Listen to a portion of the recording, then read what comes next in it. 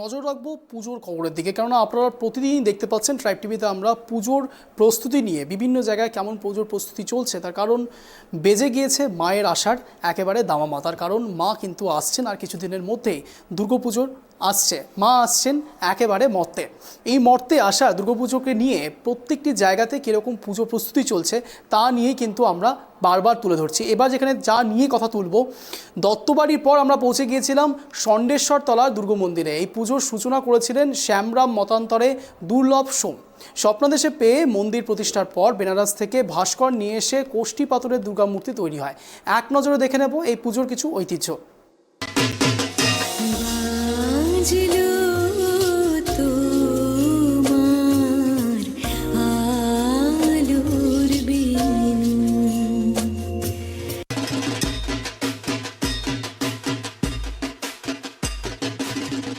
ষণ্ডেশ্বর মন্দিরের পেছন দিয়ে দক্ষিণবাহী গঙ্গা, তার পাশেই রয়েছে দুর্গা মন্দির। চুঁচুড়ার ষণ্ডেশ্বর তলার সেই মন্দিরে দুর্গাপুজো নিয়ে রয়েছে নানান কাহিনী। শোনা যায় 1946 সালে শ্যামরাম মতান্তরে দুর্লভ সোম এই পুজোর সূচনা করেছিলেন। বর্ধমানের ক্ষীরগ্রামে যোগ্যতা দুর্গা মাতার স্বপ্নাদেশ পেয়ে মন্দির প্রতিষ্ঠার পর বেনারস থেকে ভাস্কর নিয়ে এসে কোষ্ঠী পাথরের দুর্গা মূর্তি তৈরি করা হয়। পুজোর জন্য পুরোহিত আনা হয় অধুনা বাংলাদেশের ঢাকেশ্বরী মন্দিরের প্রধান সেবায়িত ব্রজকিশোর ভট্টাচার্যকে। তারই বংশধর বর্তমানে অষ্টম পুরুষ এখন মন্দিরের সেবায়িত। চুঁচুড়ার সোমরা ছিল জমিদার। ষণ্ডেশ্বরতলা এলাকায় গঙ্গার পাড়ে অনেক সম্পত্তি ছিল তাদের। সারা বছর নিত্য পুজো হয় মন্দিরে। মন্দিরে স্থায়ী ঘটও বসানো রয়েছে। বছরে দুবার ঘটের ডাব বদল করা হয়। ডাব গাছ থেকে ছিঁড়ে আনার রীতি আজও আছে। গঙ্গা জল বদল করতে হলে গামছা ভিজিয়ে জল তোলা হয় ঘট থেকে। শারদোৎসবের 4টে দিন খুব ধুমধাম করে পুজো হয়। পুজোর আগে অঙ্গরাগ হয় মায়ের। জাগ্রত দেবীর কাছে মনস্কামনা পূরণে অর্ঘ্য দেন অনেকে।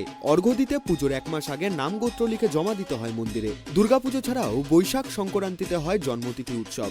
জ্যৈষ্ঠ মাসে মঙ্গলচণ্ডী, আষাঢ় মাসে হয় বিপত্তারিণী পুজো। কালী পুজোর পরদিন প্রতিপদে হয় অন্নকূট উৎসব। আনুমানিক 1746 সন সোম বংশের তৎকালে জমিদার বংশীয় যারা ছিলেন এখানে, শ্যামরাম সোম, মতান্তর অনেক আগে দুর্লভ সোম বলতেন, তিনি এই মন্দির প্রতিষ্ঠা করেছিলেন। তৎকালীন আমাদের যে প্রথম পুরোহিত ছিলেন এখানকার ব্রজকিশোর ভট্টাচার্য, উনি ছিলেন ঢাকার ঢাকেশ্বরী মাতার প্রধান পুরোহিত। এই শ্যামরাম সোম উনি ওনাকে ওই ঢাকা থেকে ওনাকে নিয়ে এসে এই মন্দিরে প্রধান পুরোহিত নির্বাচন করেন। আর এই ঠাকুরটি তখন বেনারস থেকে পাথর এনে, কোষ্ঠী পাথর এনে এবং ভাস্করকে ওখান থেকেই নিয়ে এসে খোদাই করে এই মন্দির মা দুর্গার মূর্তি প্রতিষ্ঠিত হয়। এই মন্দিরে বিশেষ বিশেষ পুজো বলতে দুর্গা পুজোয় যেমনি ষষ্ঠী থেকে নবমী পুজো পর্যন্ত আমাদের পুজো হয়। এছাড়া বৈশাখ মাসের সংক্রান্তির দিন মায়ের জন্মতিথি পুজো আছে। এই বিষয়ে একটা বলে দিই, আমাদের যে মা দুর্গা হচ্ছে বর্ধমানে ক্ষীরগ্রামে যে মা যোগাদ্দার দুর্গা মাতা আছে, অতি 51 পীঠের মধ্যে একটা পীঠ, ওখানে মায়ের ডান পায়ের বুড়ো আঙুল পড়েছিল। সেই মায়ের স্বপ্ন পেয়েই শ্যামরাম সোম এই মন্দির প্রতিষ্ঠা করেছিলেন। আর ওই বৈশাখ সংক্রান্তির মায়ের ওখানেও যেমনি মায়ের পুজো হয়, এখানেও মায়ের জন্মতিথি পুজো হয়।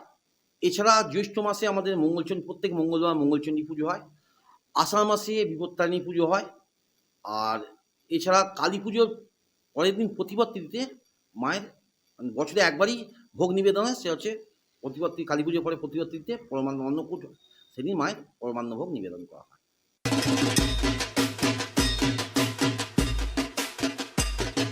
ষণ্ডেশ্বরতলা দুর্গা মন্দিরের পাশে বিভিন্ন দেবতার মন্দিরে বছরভর ভক্তদের আনাগোনা লেগেই থাকে। হুগলি থেকে সোমনাথ ঘোষের রিপোর্ট, ট্রাইব টিভি।